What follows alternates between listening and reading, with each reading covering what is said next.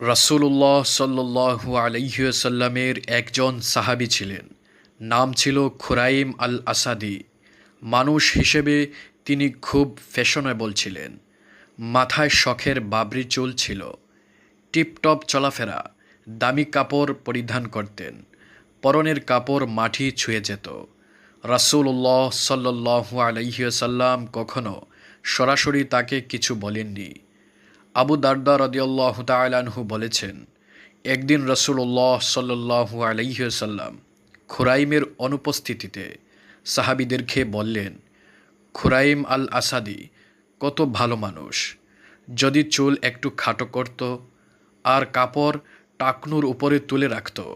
সাহাবীরা গিয়ে খুরাইমকে বললেন, রাসূলুল্লাহ সাল্লাল্লাহু আলাইহি ওয়াসাল্লাম তোমার প্রশংসা করেছেন, সাথে বলেছেন, যদি তুমি তোমার চুল একটু খাটো করতে আর কাপড় টাকনুর উপরে রাখতে।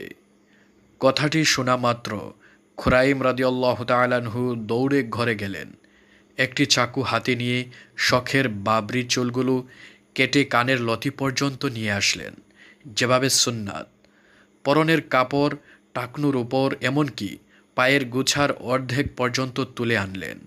এরপর থেকে কেউ কখনো খুরাইমকে কানের লতির নিচে চুল রাখতে এবং টাকনুর নিচে কাপড় ঝুলাতে দেখেনি। তথ্যসূত্র সুনানে আবু দাউদ, মুসনাদে আহমদ, মুস্তাদরাকে হাকিম, রিয়াদুস সালেহিন।